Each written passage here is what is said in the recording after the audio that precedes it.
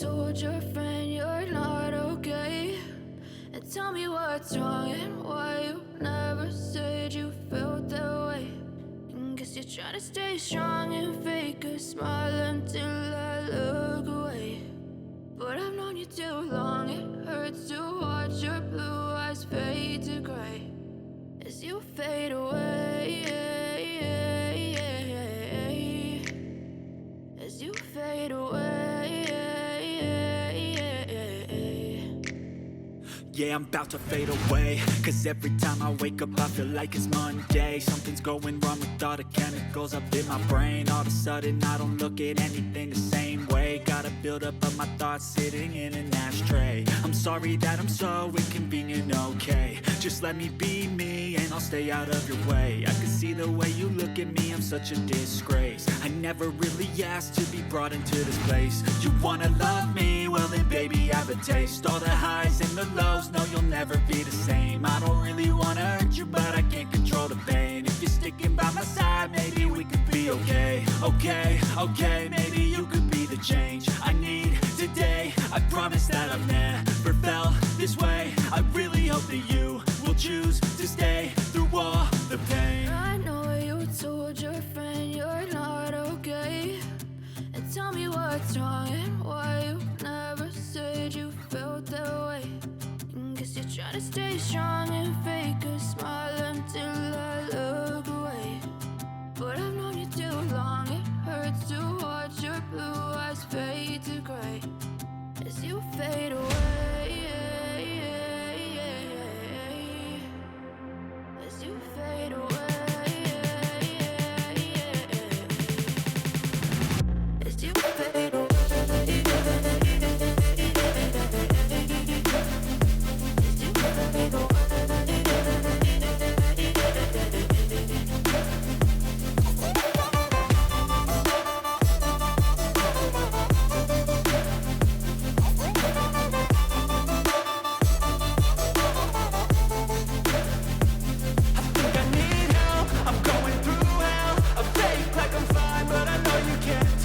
Like nothing I felt, my mind overwhelms. I think that I'm broken, but I hope you can't help. I know I'm not perfect, but some days I feel far more worthless.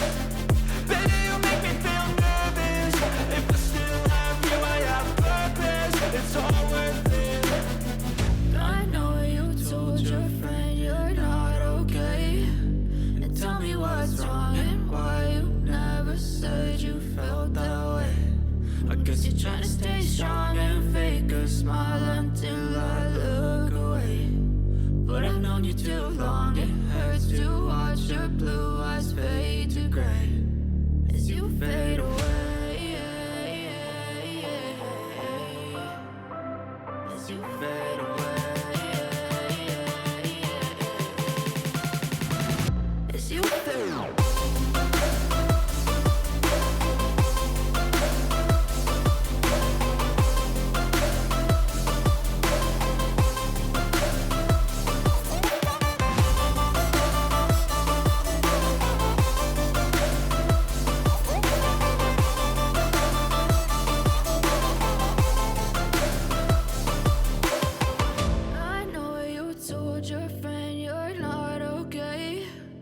Tell me what's wrong and why you never said you felt that way. And guess you're trying to stay strong and fake a smile until I look away. But I've known you too long, it hurts to watch your blue eyes fade to gray.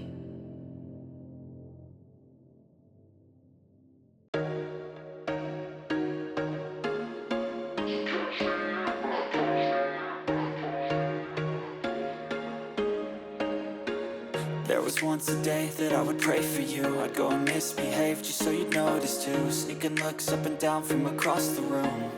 And damn, what a hell of a view. I feel good, you look great, I like you, I can't wait. A first time, a first date, you're so fine, I'm so late. You sip wine, I drink straight. Don't waste time to my place. I feel my heart erase. So catch me if I fall.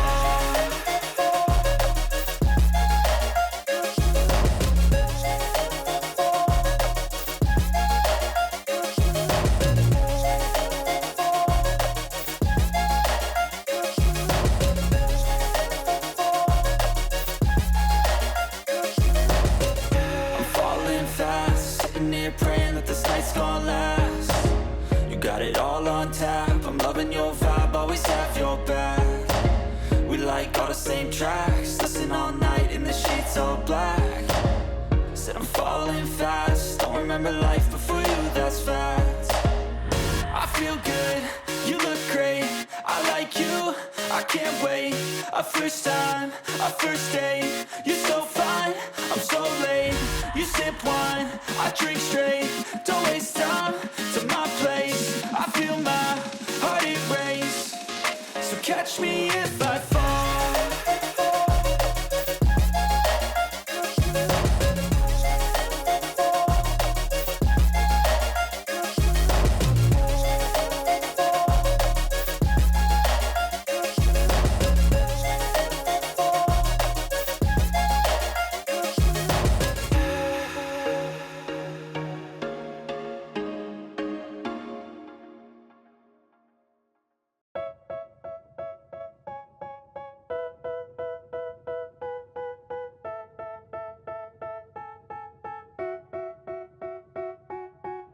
They tell me that I'm never gonna make it. They want me to do something that could make sense. They hate when I keep dreaming I'll be famous, but I don't give a fuck, I'ma keep chasing. I got all this potential that's deep inside of me, but they hate when you're successful cause they try to be. They sit there being judgmental because you're trying things, and they just want you to settle and do the right thing. So get a good job, don't slack off. Wake up every morning, make a good impression on your boss. Don't do anything that I wouldn't do, and when you're making money, make sure you don't spend it too soon. Fuck that, I'll do what I wanna do. I got a different path from everyone and that includes you. Who are you to tell me how to live life? In these times it feels like nobody's right, yeah. So I'ma figure out what else we succeed, and then invest all of my time into that and proceed. I need whatever the hell could make me happy, and I don't think you have a clue what could that be. They tell me that I'm never gonna make it. They want me to do something that could make sense. They hate when I keep dreaming I'll be famous, but I don't give a fuck, I'ma keep chasing. They tell me that I'm never gonna make it. They want me to do something that can make sense. They hate when I keep dreaming I'll be famous, but I don't give a fuck, I'ma keep chasing. I think this life could be special if I get rid of the devils. They think that I am a rebel, I think they want me to settle. There's nobody on my level. They think that work is too stressful, I think that work is essential. The grind is all in your mental. 오테라 오늘도 오늘의 테슬라 계속 이어가 보도록 하겠습니다. 매일매일 5시에 저희는 여러분들에게 테슬라에 관련된 이야기, 기업의 펀더멘털 분석, 투자와 관련된 또 이슈, 테슬라가 더 좋은 점들은 뭐가 있는지, 나쁜 점은 또 뭐가 있는지 매일매일 체크를 해보고 있습니다. 자, 오늘도 테슬라 여러분들께 좋은 이야기를 해드릴 텐데, 그러기 위해서는 여러분들이 뭘 하셔야 되죠? 박사님? 오테라를 구독하고 좋아요하고 알림 설정하고. 아, 좋습니다. 조태꾸알을 해주셔야 됩니다. 잘 이제 박사님도 다 습득을 하셨어요. 여러분들도 지금 바로 좋아요, 구독, 알림 설정 해주시고, 저희에게 이렇게 앞에 또 책으로 저희가 이렇게 세팅을 해봤습니다. 강정수 박사님이 작년에 쓰신 책이고 올해 또 쓰시는 책이 있는데, 이렇게 광고를 저희가 할 수 있다라는 거를 보여드리는 거예요. 절대 뭐 강요하고 그런 거 아니야. 그렇죠? 여러분들도 여기다 하나 살짝 걸쳐놓고 싶다라고 하시면 연락 주시면 되겠습니다. 자, 이렇게 어쨌든 저희가 구독자가 빠르게 늘고 있습니다. 너무 좋은. 그쵸? 어제는 또 라이브 보신 분들 너무 많아가지고. 네, 어제 라이브를 할 때 거의 한 130여 명 정도가 들어오셔가지고 네. 댓글도 정말 많이 다셨고. 어제는 또 저희가 뜻깊은 날이었죠. 네, 그쵸. 뜻깊은 날. 슈퍼챗이 처음으로 들어왔습니다. 하트를 저희가 여러분들께 마구마구 날릴 수밖에 없는데 두 분이나. 네, 두 분이나. 첫 번째 일단 행복한 인생님이 첫 선빵, 이런 말 해도 되나 모르겠는데 첫 슈퍼챗을 쏴주셔가지고 저희에게도 역사적. 저도 방송 많이 하고 유튜브 이런 거 해봤지만 처음 받아봤고. 저는 박사님도 그죠? 그럼요, 생애 처음입니다. 그러다 보니까 이게 액수가 중요한 게 아니라, 그죠? 액수가 중요한 게 아니라 그 마음 자체가 저희에게 너무나 감동적이었습니다. 여러분들 앞으로도 많은 저희에게 힘을 주시기 바랍니다. 공부 더 열심히 하겠습니다. 그럼요. 네, 여러분들이 또 어제는 댓글을 많이 달아주시면서 그 내용이 맞는 건가 그렇게 생각하지 않는데 라고 하는 그런 댓글들도 많이 달아주셨어요. 저희가 그 댓글은 다 저희가 봤거든요. 그러니까 그런 내용들을 다 포함해서 앞으로도 계속 좀 그런 것들을 조금 더 한 단계 업그레이드 해가지고 저희가 설명드릴 수 있도록 공부를 많이 하고 준비도 많이 하도록 하겠습니다. 어쨌든 이제 2주째 얼마 남지가 않았는데 3주째죠. 3주째인가요 저희? 네. 3주째? 네, 3주째고 개국한 지는 이제 2주 정도가 됐잖아요. 3월 네, 2일 날 만 했으니까 2주. 만 2주. 이번 주 목요일이 만 2주입니다. 네. 그러니까 그때 구독자 2,000명 됐으면 좋겠어요. 그러니까 될수 있을 것 같아요. 네, 여러분들 그거 한번 저희 달성해 봅시다. 가자. 테슬라 주가만 가는 거 아니고 저희 오테라 구독자 수도 가자 한번 기원을 해볼게요. 자, 그러면 이제 본론으로 들어가서 테슬라 이야기들을 하나씩 해볼 텐데 최근에 좀 이슈가 되고 있는 테슬라에 대한 이야기들을 기사를 보면서 좀 체크를 해보도록 하겠습니다. 지난주에 미국 시장에서는 어쨌든 가장 큰 이슈는 이 SVB 실리콘밸리 뱅크가 파산한다 이런 이야기가 나오면서 주가도 많이 움직였고 떨어졌고 미국 은행주들은 진짜 많이 떨어졌습니다. 근데 여기서 중요한 거 왜 이야기를 하느냐, 테슬라와 연관된 SVB와 관련된 이슈가 있었습니다. 자, 보시는 것처럼 자, 일론 머스크가 파산한 SVB도 인수할까? 테슬라 주주들이 좌불안석하고 있다라고 이야기를 했습니다. 트위터 꼴 날까봐. 네, 그렇죠. 근데 이걸 또 트위터 꼴 날 것 같은데 또 트위터에다가 일론 머스크가 이걸 썼어요.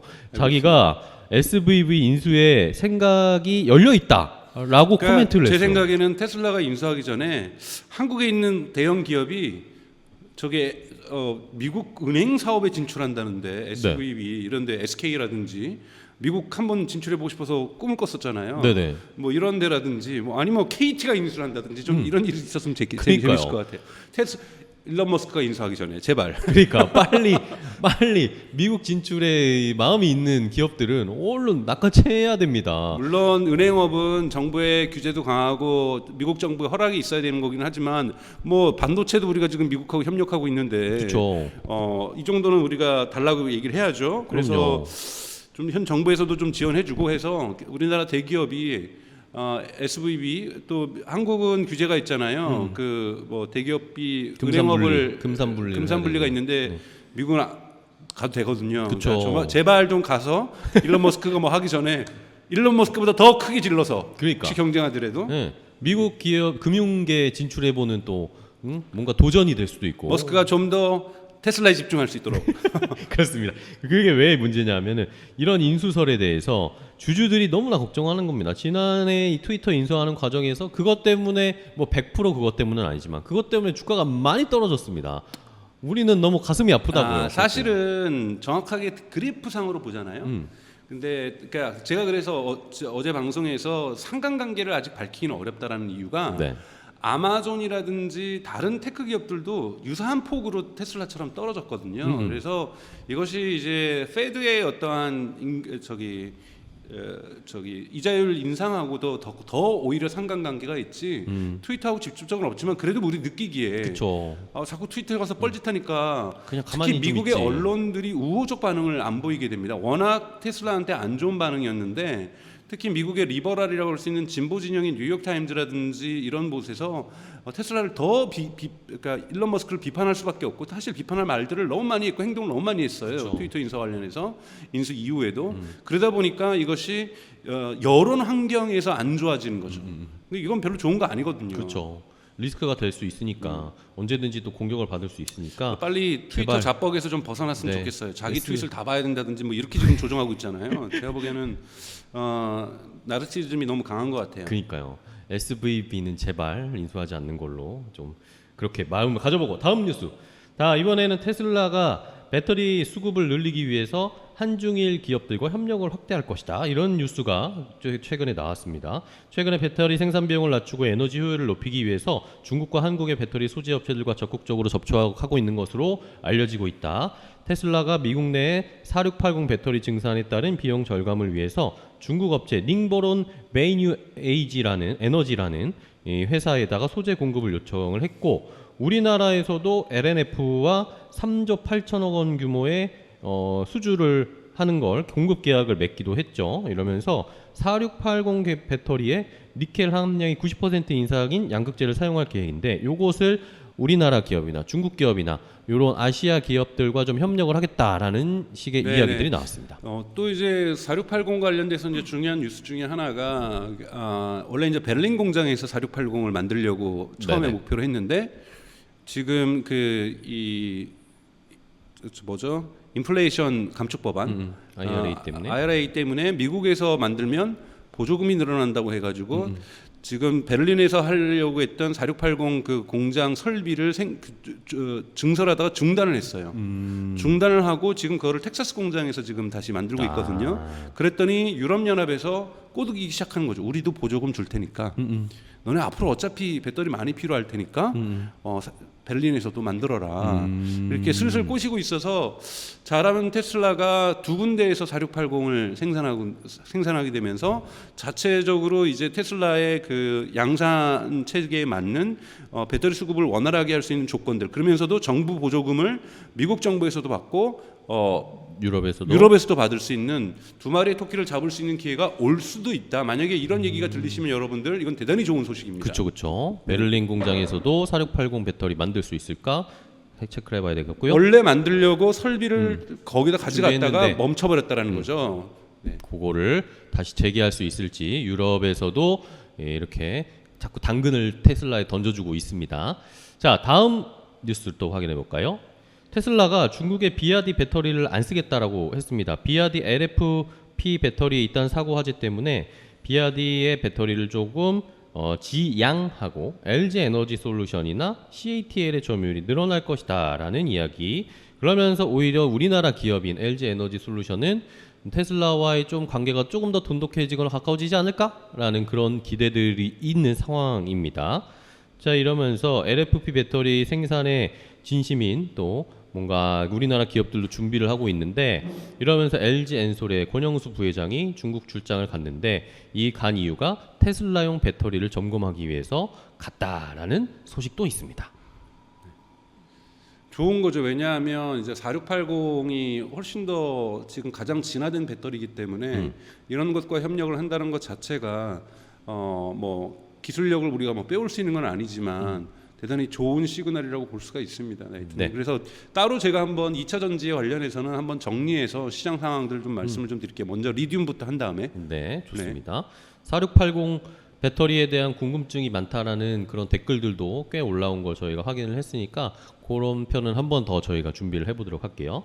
자, 마지막 뉴스는 자, 테슬라 4680 배터리의 비밀. 그러니까 이 배터리의 이야기가 계속 나와요. 4680 배터리의 비밀 소스는 이라고 해서 코팅이 있다. 네, 로이터 기사가 나왔습니다.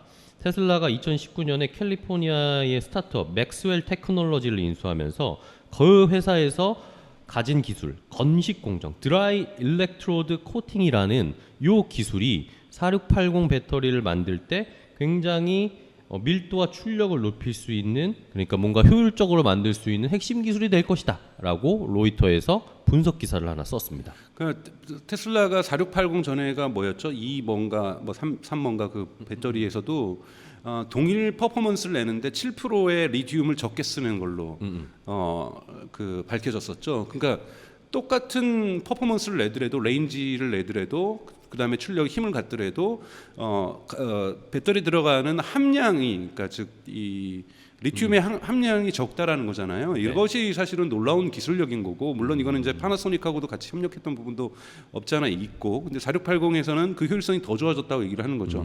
리튬 가격이 상승하고 있는데 동일 퍼포먼스를 더 적은 리튬으로 낸다라는 건 놀라운 기술력입니다. 그쵸. 이런 것들이, 그러니까 모든 것을 버티컬 인테그레이션 하려고 하는, 그러니까 이 수직 계열화하려고 하는 테슬라의 노력 속에서, 그러니까 리튬 지금 브라질에 있는 마이닝하는 회사도 인수하려고 하잖아요. 그러니까 이런 부분에서 에너지 자체에 대한 전반적인 관심이 있었던 거잖아요. 그래서 에너지 사업 부분에서 저희가 메가팩에 대해서도 말씀을 한번 했던 거고, 파워월이라든지 솔라 지금 지붕 그 태양광 판이라든지 이런 것도 패널도 하고 있기 때문에 이런 에너지 부분에 대한 지식들도 대단히 높은 것이 테슬라의 장점이라고 볼 수 있죠. 네. 네, 좋습니다. 자, 이렇게 최근에 테슬라 관련된 이슈 몇 가지를 확인을 해봤고요. 자, 지난 시간에 저희가 테슬라의 단점, 이제 주가에 뭔가 부담을 주거나 하방 압력을 줄 수 있는 것들에 대한 이야기를 네 가지를 확인을 해봤었죠. 중국 시장에 대한 위험, 미국 시장에서의 또 위험, 그리고 하나는 이 경기 침체. 에 대한 전반적인 전 세계 경제 상황에 대한 우려. 세 가지는 사실상 도전에 가깝고 문제점이라기보다는. 그렇죠. 문제점이라기보다는 이 환경 자체가 네. 조금 도전적인 상황이다, 어려운 상황이다였던 거고, 마지막이 이제 네트워크 이펙트가 없다. 네, 아파트 단지에서 모두가 테슬라를 가져버릴 경우에는 그럼 사람들 쿨하지 짜증 난다. 내가 이제 쿨하다고 얘기할 수가 없다. 그렇죠. 그죠? 뭔가 테슬라 지금 딱 집에 아파트 주차장에 세우면 뭔가 그렇죠. 사람들이 와서 한번 쳐다보고 가고. 그렇죠. 다른 차에서 내린 사람이 내 차를 한번 쳐다보고 이렇게 이런 걸 원하는데 이제는 그러니까, 테슬라가 다 깔리면 다 똑같아진다는 거죠. 네, 그래서 이 부분의 차별화를 어떻게 가져갈 것인가 되게 중요하다. 네트워크 이펙트는 내가 어떤 행위도 하지 않았는데 나와 다른 사람이 직접 네트워크 효과죠. 나랑 동일한 제품을 가졌는데 나의 유익이 커지는 것, 나에게 이득이 있는 거, 나의 이득이 커지는 것, 이런 것을 직접 네트워크 효과라고 그러고, 다른 집단, 카드사와 카드 가맹점사를 제가 카드 소지자와 카드 가맹점사를 들었는데 이런 것처럼 같은 것은 간접 네트워크 효과 이런 걸 얘기했는데 테슬라에게는 직접 네트워크 효과는 확실하게 없다. 네트워크 효과가 없으면은 위너텍스 올이라고 하는 이 실리콘밸리의 테크 기업들이 빅테크 기업들이 성장했던 대표적인 모트 해자를 만들어내기가 어렵다. 이런 부분에서 그 문제가 있다라는 부분 말씀을 좀 드렸던 거고요. 그렇습니다. 그렇게 어제였죠. 지난 시간에는 관련된 이야기 단점을 파헤쳐봤다면 오늘은 그런 것들을 뛰어넘을 수 있는, 그럼에도 불구하고 테슬라가 가지는 장점, 그럼에도 불구하고 테슬라가 주가에 조금 더 상방 압력을 줄 수 있는, 상방 이 슬라이드를 줄 수 있는 요인은 뭘지 오늘은 아주 분석을 하나씩 샅샅이 해보도록 하겠습니다. 자, 교수님, 그러면 오늘 장점에 대해서 얘기를 해볼까요? 첫 번째는 뭘까요? 첫 번째는 제 화면을 보시면 램프업입니다. 램프업이라는 영어를 표현을 쓰는데 뭐죠? 한국말로는 이걸 뭐라고 번역할까 하다가 양산 체계. 양산 체계. 우리 양산 체계하면 대량 생산이라고 보통 할 수 있죠. 네네. 대량 생산 체계의 설비만 갖췄다가 아니라 실제적으로 대량 생산을 시작을 하게 되면 어떤 효과를 갖게 되느냐면 여러분도 아시는 이코노미스 오브 스케일, 규모의 경제 효과를 가질 수 있습니다. 그러니까 정확하게는 파지티브 이코노미스 오브 스케일인데, 그러니까 모든 생산, 그러니까 규모의 경제를 우리가 어떻게 쉽게 이해하냐면은 동일한 인풋을 넣었을 때 더 많은 아웃풋을 만든다. 네. 또는 동일한 아웃풋을 더 적은 인풋으로 만든다. 이게 바로 규모의 경제 효과라는 거거든요. 규모의 경제 효과 여러분 들어보세요. 동일한 아웃풋을 더 적은 인풋으로 만든다. 아웃풋은 매출이고 다 팔린다고 생각했을 때 인풋은 코스트라고 생각한다면 매출 빼기 코스트가 프라핏이잖아요. 그렇죠. 프라핏이 커질 수밖에 없다라는 그렇습니다. 거예요. 그러니까 프라핏이 본격적으로 커질 수밖에 없는 램프업 구간인데, 우리가 이 그림 여러분 보시면 램프업 구간은 바로 우리가 시간이 지날수록 이 매니팩처링하는 생산 양을 우리가 y 좌표로 보고 오른쪽을 시간으로 본다라면 x 좌표를 시간이 지날수록 생산량이 급증하는 이 기울기가 가파라지는 구간을 보통 우리가 매니팩처링에서 램프업 구간이라고 얘기를 합니다. 그럼 이 램프업 구간에 지금 테슬라가 들어갔다라는 거예요. 근데 이 램프업 구간에 지금 들어간 기업은 딱 두 개가 있습니다. 하나가 테슬라고 하나가 BYD예요. 그러니까 지금 현대기아차도 지금 램프업 기간에 못 들어갔어요. 아무리 아이오닉이 많이 팔려도 작년에 토탈 많이 팔린 것이 아이오닉하고 EV6하고 이거 다 합쳐서 현대차의 코냐 이런 거 다 합쳐가지고 100만 대가 안 돼요. 80만 대 겨우 될 거예요. 네네. 그러니까 이 정도 되고 있는 곳에서는, 근데 그리고 만들면서부터 진짜 한국은 대단한 거예요. 신속하게 만들었다는 부분에서 현대기아차에 저는 박수를 보냅니다. 신속하게 만들었다라는 거에 대해서는 박수를 보내지만 아직까지 이러한 램프업 구간에는 못 들어갔다라는 부분에서는 아직, 근데 곧 뭐 언젠간 들어갈 수 있겠죠. 그래서 이 하이 볼륨으로 만들기 시작하면서 본격적으로 요 구간이 뭐냐면 아까 전에 제가 어제 말씀드렸던 단점에서 얘기했던 넷 인컴에 대한 하방 압력을 받는다라는 거지만, 이 그림하고 뭐 어떡하냐면 지금 이 이 넷 인컴이 파지티브해진 것은 다 램프업 구간에 들어가기 시작하면서예요. 네네네. 그러니까 램프업 구간에 이게 들어갔다는 시그널이거든요. 그래서 이 램프업 구간의 부분에 들어갔다는 부분은 테슬라의 결정적인 장점이다. 근데 우리가 또 다른 지난주에도 얘기를 했었잖아요. 테슬라가 2천만 대를 만들어낼 것인가. 2천만 대를 만들기 위한 계획을 착착 진행하고 있다. 2천만 대라는 것은 공장을 만들어야 되니까 멕시코 공장을 만든 거고 공장만이 아니라 동일한 공장에서 더 많이 생산하기 위해서 동일한 공장에서 더 많이 생산하기 위해서 테슬라가 새로운 언박시드 프로세스라고 하는 생산 공정을 바꾸는 언박시드 프로세스라고 하는 새로운 생산 공정의 혁신을 가져왔다라는 것. 그래서 공간의 효율성도 만들어냈다라는 거예요. 그러니까 지금 뭐냐? 동일한 공간에서 더 많이 만들어낼 수 있다라는 것. 이것도 다 규모의 경제 효과를 만들어내는 거죠. 그쵸. 그러니까 텍사스 공장에서는 월 연 100만 대를 만들어낼 수 있다. 80만 대에서 100만 대 만들어내는 거고 베를린 공장에서 연 80만 대 기획했는데 100만 대 만들어내는 거고 상하이 공장에서 80만 대 기획했는데 100만 대 만드는 거고 이 100만 대가 120만 대, 140만 대까지도 갈 수 있다라는 얘기잖아요.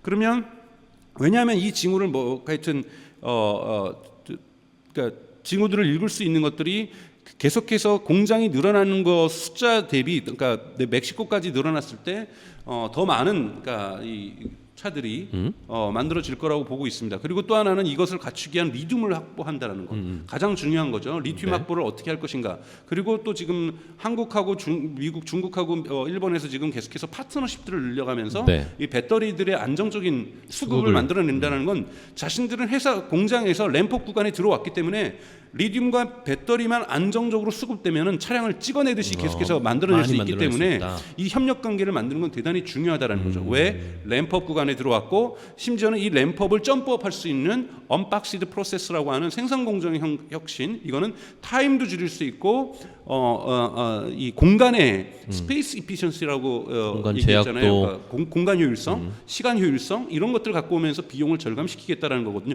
비용 절감시킨다라는 건 아까 말했던 동일한 아웃풋을 더 적은 인풋으로 만들어낸다. 즉 규모의 경제 효과를 더욱더 극대화하겠다라는 부분에서 이거는 제가 보기에는 대단히 매지컬한 거고 미라클과 같은 사실은 다른 기업들이 구현해내고 있지 못하다는 부분에서 저는 이거는 테슬라의 강력한 힘이라고 저는 생각이 들어요.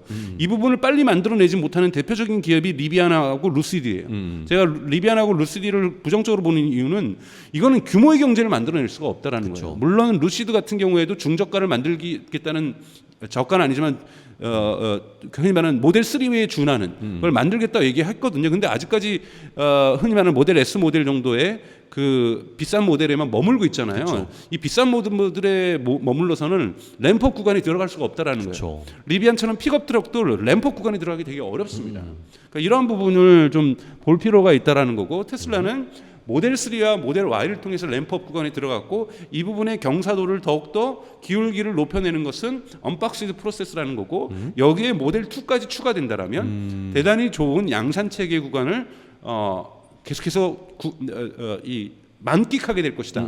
프로세스 혁신에 의한 이 넷 인컴의 어떠한 부분이 계속해서 증가할 수 있다. 거고. 다만 우려되는 것은 어제도 말씀드렸던 것처럼 이 넷 인컴의 부분을 갉아먹는 자꾸 프라이스 컷을 해줘야 매출이 겨우 유지되는. 그것은 외부적인 경기 침체라는 수요가 지금 억눌려져 있다라는.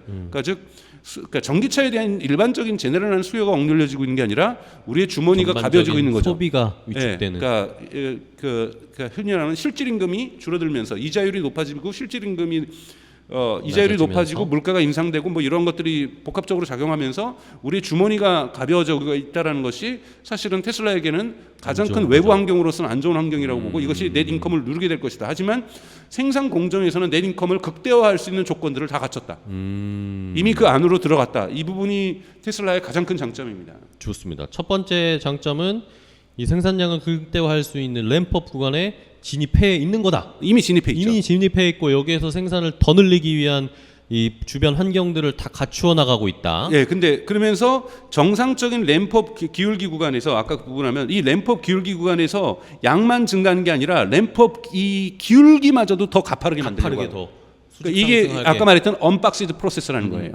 그러니까 이 램프업 구간에서 X축으로 오른쪽으로 더 이동을 하는 것도 이동을 하지만 이 X축에서 이 기울기를 더 왼쪽으로 끌어올려서 가파르게. 예, 그러니까 시간이 지날수록 생산량이 많아질수록 사실은 더욱더 생산량이 그러니까 Y축이 그러니까 올라가는 이러한 결과를 만들어낼 거기 때문에 대단히 중요한 구간에 들어갔다라고 볼 수 있고 이것이 되게 가속화될 거라는 말씀을 좀 드리고 싶어요. 이것이 네. 첫 번째 그리고 가장 중요한 테슬라의 장점이고 사실 이것이 있기 때문에 직접 네트워크 효과가 없는 것을 극복할 수 있는 네 번째 오늘 마지막에 나중에 말씀드릴 장점 또한 겨우 가능한 거라는 거예요. 이 램프업을 빨리 들어가야 되는 부분이 그래서 중요하다는 거고요. 첫 번째는 램프업 양산 체계가 이 네. 기울기나 속도가 더 빨라질 것이다. 네, 그렇기 자, 두 때문에 번째는 그러니까 첫 번째 조금에서 좀 더. 그렇기 때문에 그것의 이펙트 결과가 뭐냐면 이런 보도가 나오잖아요. 그러니까 이 니케이에서 보도한 건데 뭐라고 보도를 했냐면 토요타가 차 한 대를 만들 때보다 테슬라는 8배 더 많은 프로핏을 내고 있다라는 거예요. 토요타가 한 대 차 만들 때 네, 테슬라도 똑같이 한 대를 만든다면 프로핏이 8배가 테슬라가 많다라는 거예요. 여러분 토요타가 전 세계 넘버원 기업이고 넘버원 기업인 거를 떠나서 제가 뭐라고 말씀드렸습니까? 린 프로덕션, 저스트 인 타임 프로덕션을 매뉴팩처링 하면서 생산 공정의 혁신을 두 번째 만들어낸 그렇죠. 회사죠. 역사에서는 인류 역사에서는 두 번째로 만들어냈고 거기에서 가장 큰 장점이 제가 왼쪽 위에 있는 게 코스트 리덕션. 그러니까 테슬라도 코스트 리덕션은 세계 최고로 잘하고 있는 기업이에요. 그러니까 토요타의 프로핏도 대단히 좋다라는 거고 토요타는 당연하게 이 생산량에 있어서 판매량에 있어서 세계 넘버원이기 때문에 이 내연기관 자동차 부분에서는 램프업 구간에 있어요. 근데 그 기울기가 그렇게 높지 않다라는 거예요. 완만한 기울기로 램프업 구간에 있다라는 거고 테슬라는 기울기가 되게 세다라는 거죠. 가파르고. 그러다 보니까 8배나 더 많은 이런 것들이 나올 수 있다라는 부분은 테슬라의 정말 강력한 장점이라고 볼 수 있습니다.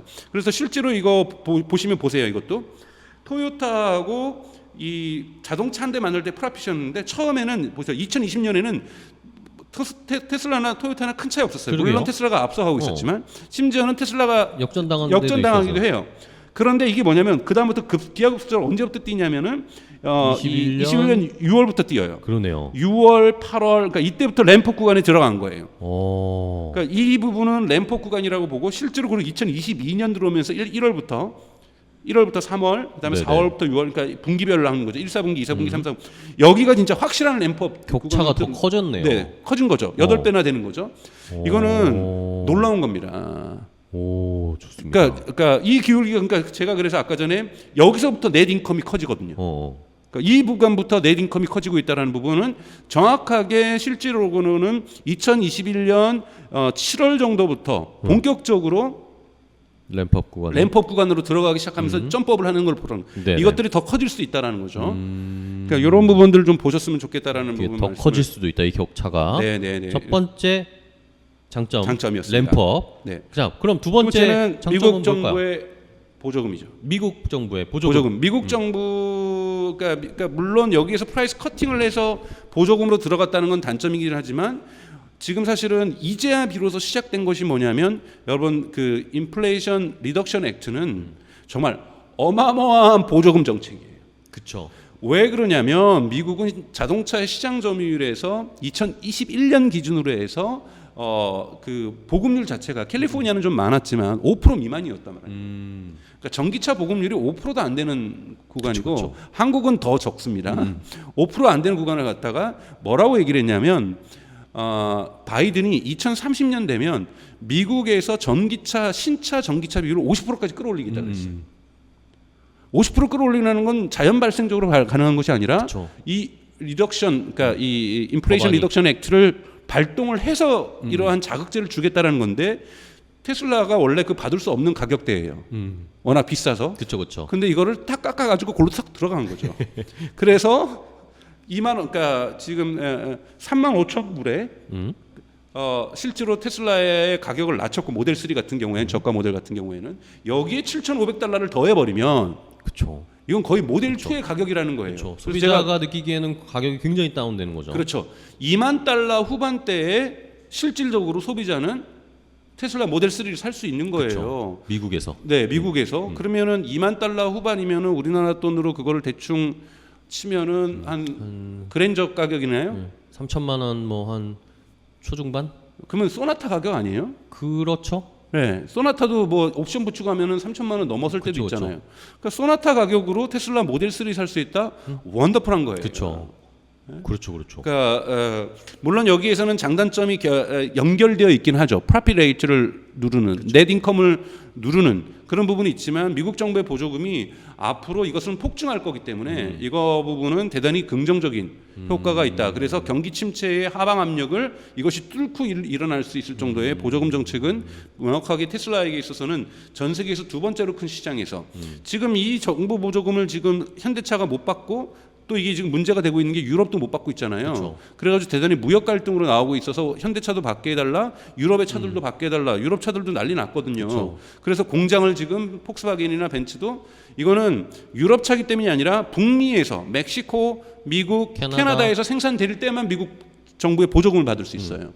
그러다 보니까 현대기아차도 지금 조지아에다가 지금 공장 짓겠다. 근데 그 공장 져서 차 나오려면 시간 걸리거든요. 그렇죠. 그 사이에 테슬라가 다 시장을 먹어버리면. 네, 그러니까 그런 부분에 대해서 그리고 그것이 램프업 구간에 들어가는 것도 아니고 그래서 이 부분들은 좀 지켜볼 필요가 있다라고 좀 말씀을 좀 드리고 싶고요. 네. 자, 두 번째는 정부 보조금. 어쨌든 지금 정부가 미국 정부가 2030년까지 이 자동차 판매 절반은 전기차로 할 것이다. 그럼 어쨌든 미국에서 전기차의 가장 뭐 많은 팬을 보유하고 있고 많은 사람들이 원하는 차는 테슬라니까. 그런 보조금 정책에 가장 수혜를 많이 받지 않을까라는 것이었습니다. 그리고 또 세 번째도 미국 시장하고 관련돼 있어요. 사실은 신제품이 이제는 이제 본격화되기 시작했다. 신제품. 작년 말에 12월에 세미가 나왔잖아요. 그러니까 이 트럭, 전기 트럭. 미국에서는 이 전기 트럭에 대한 수요가 대단히 큽니다. 그리고 미국만이 아니죠. 유럽도 크죠.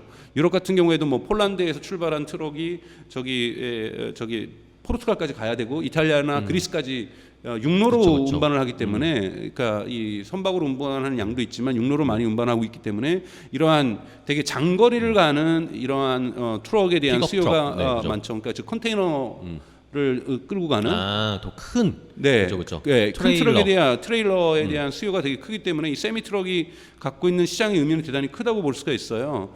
그래서 저는 이해가 안 가요. 왜 현대 기아차가 뭐 어린이집 차 있는 이 요런 차 크기를 뭐라 그러죠? 그 봉고차 같은 크기, 과거의 의미로 승합차. 그럼 왜 전기차 안 만드는지 이해를 할 수가 없고요. 그런 거 빨리 만들어서 수출해야 되는데 승합차 안 만들고 그냥 디자인만 이쁘게 만들어서 내연기관으로 만드는 거 저 거의 이해를 할 수가 없어요. 그런 것도 빨리 전기차로 가야 된다고 생각이 되는데 뭐 포터 같은 경우에는 억지로 그냥 낑겨와가지고 전기차 포터를 좀 만들긴 하던데 트럭.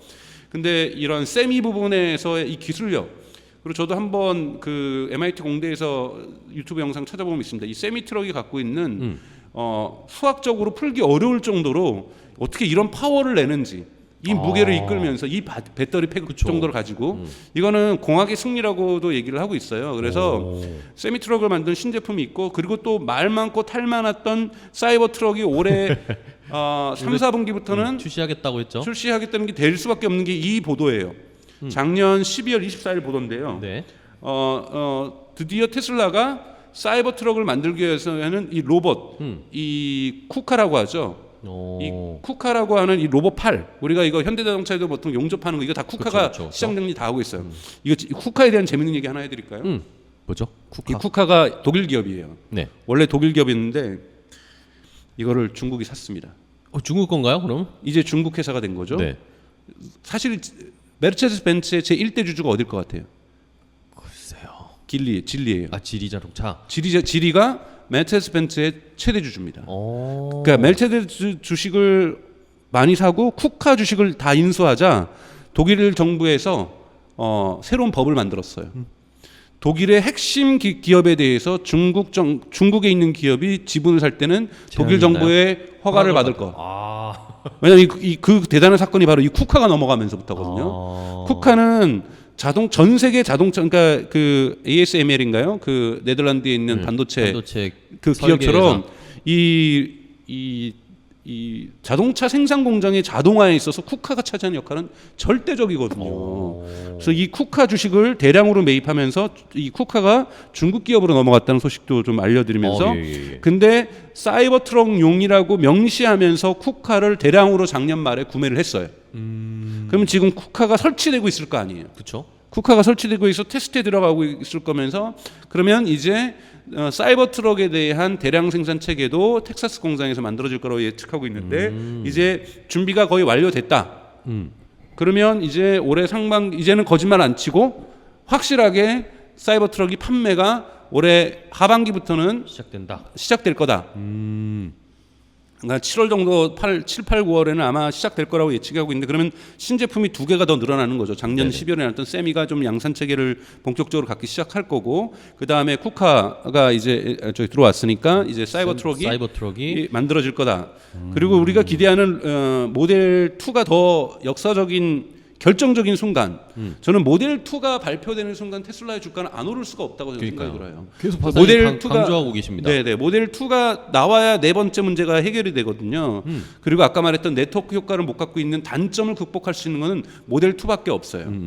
그래서 모델 2가 중요한데 모델 2에 대한 모델 발표는 제가 말씀드렸잖아요. 지금 하면 안 된다.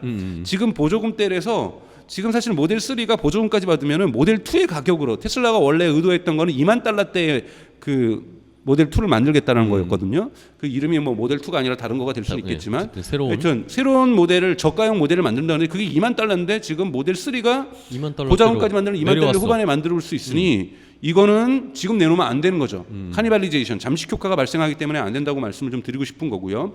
하지만 2024년 정도에는 아마 모델을 발표를 할 거고 빠르면 2024년 하반기부터는 모델 2가 양산될 거라고 좀 보고 있어요. 멕시코 공장이 2024년 말에 가동된다 그랬잖아요. 네네네. 그러면 2024년 말에는 그 멕시코 공장에서 처음으로 나오는 차는 모델 2가 돼야 될 거라는 거예요. 새로운 저가형 모델일 거다. 그렇죠. 그렇게 될 경우에는 2025년부터 본격적으로 모델 2가 판매가 되겠죠. 근데 이제 여러분들이 또 보셔야 될 것은 저는 장담하는데 멕시코 공장이 가동되기 전에 테슬라가 제 6번째 기가 팩토리를 어디다가 짓겠다고 선언을 할 거예요. 네. 그것도 지켜보셔야 되는 거죠. 기가 팩토리. 그러니까 기가 팩토리 6번째에 대한 공식적인 발표는 멕시코 공장이 가동되기 전에 나올 거다. 그러지 않으면 2천만 대를 채울 수가 없어요. 그렇죠. 네.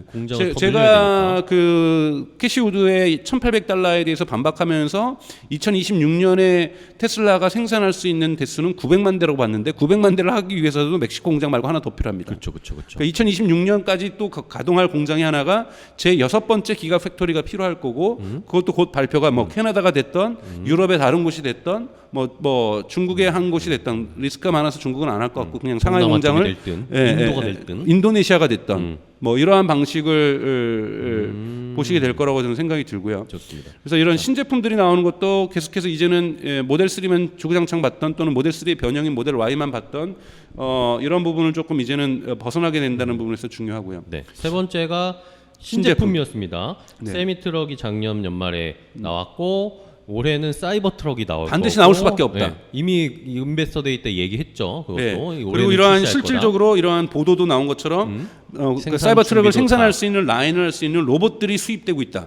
그리고 마지막으로 모델 2일지 뭐 이름은 모르겠지만 새로운 저가형 모델을 멕시코 공장에서 멕시코 공장 내년 연말에 멕시코 공장이 오픈할 때 아마 그 첫 출고가 되는 차가 새로운 저가형 모델일 거다. 네. 이렇게 신제품 라인업이 계속 준비되고 있다는 것도 장점. 네. 세 번째였고요. 그다음에 이제 네 번째 마지막이 역시 소프트웨어죠. 소프트웨어. 자, 이게 이제 지금 어제 말씀해주신 이 네트워크 이펙트에 관련된 이야기입니다. 그렇죠. 네트워크 이펙트 관련된 자동차 소프트웨어를 만들기가 되게 어렵습니다. 그쵸. 왜냐하면 물리적인 것을 그러니까 아이폰에 있는 소프트웨어는 하드웨어 안에서 물론 물리적인 것을 이걸 다 연결하죠. 근데 아이폰의 부품수보다 전기차의 부품수가 더 많거든요. 그쵸. 그리고 제어해야 될 것도 브레이크도 제어해야죠. 생명하고 관계된 것도 제어해야 되죠. 사실 제어해야 될 것들이 되게 많기 때문에 사실 지금 소프트웨어가 있고 OS가 있어요.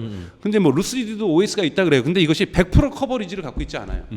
아이폰 여러분들 이 케이스 빼고는 100%를 다 컨트롤합니다.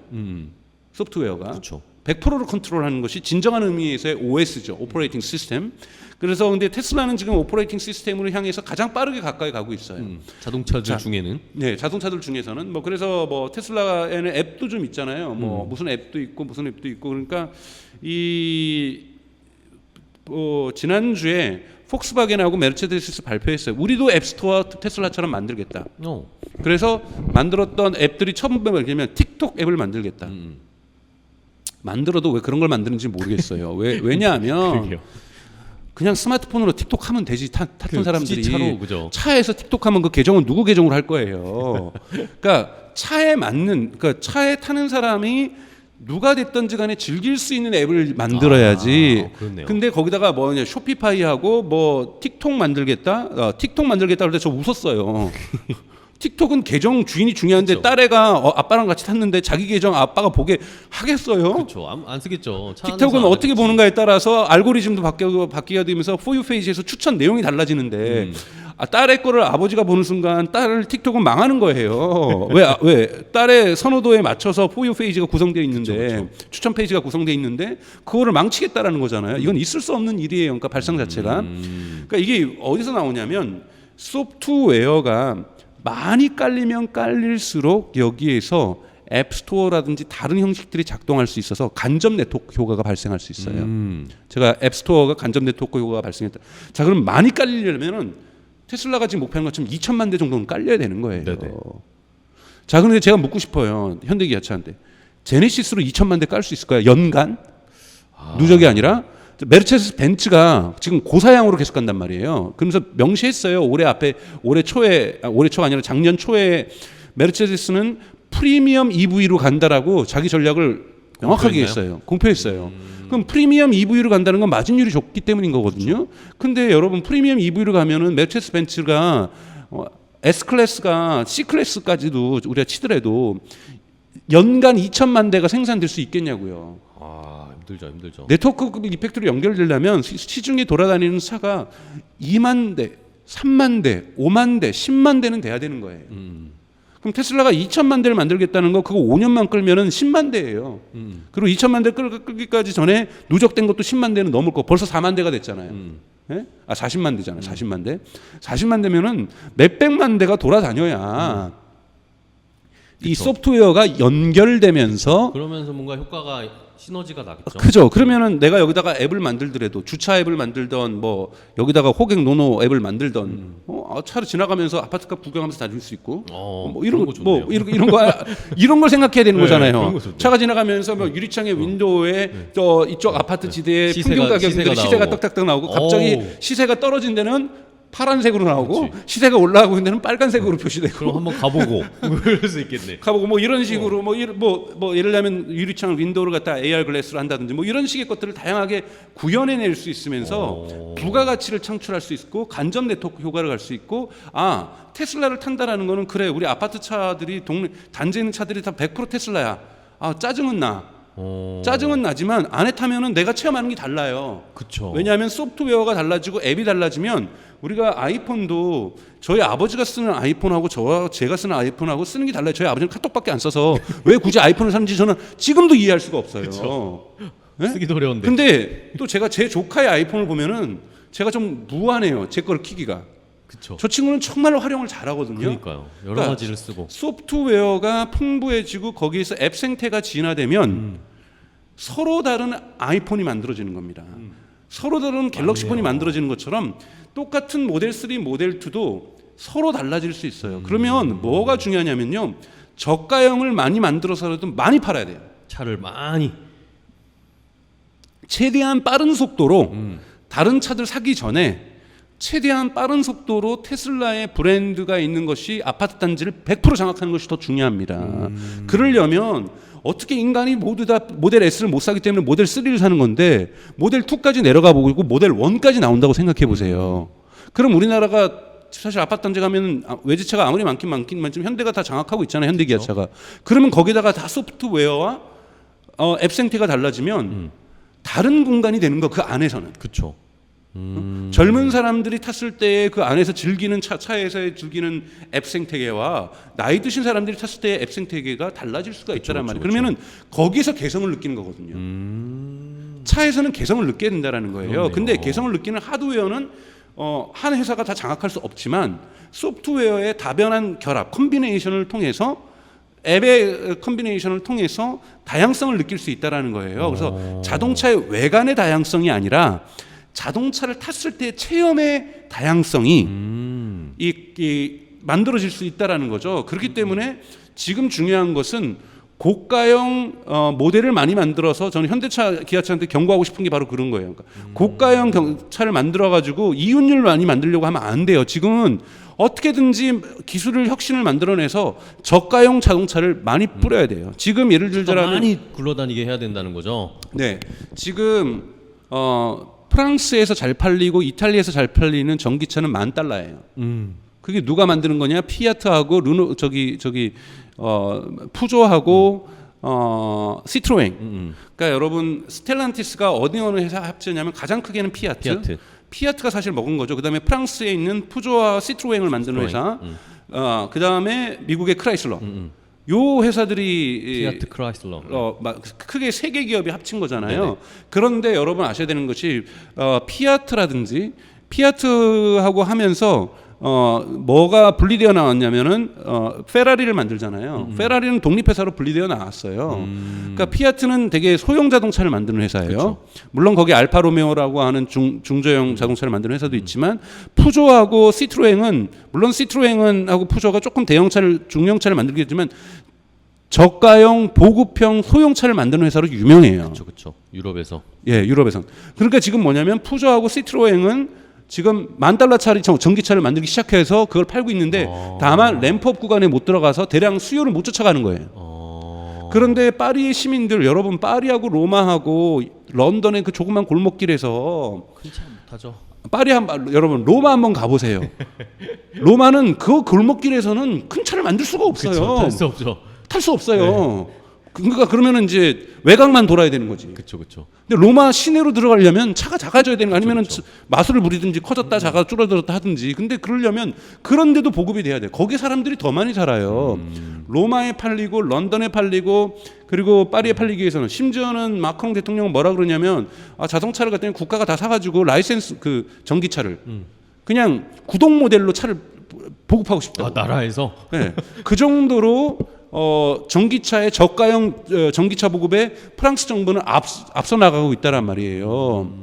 그러니까 파리에서 예를 들면 독일에서는 아우토반이 있으니까 지금 현대 기아차의 전기차가 팔리는 건데 파리에서 잘 안 팔리거든요.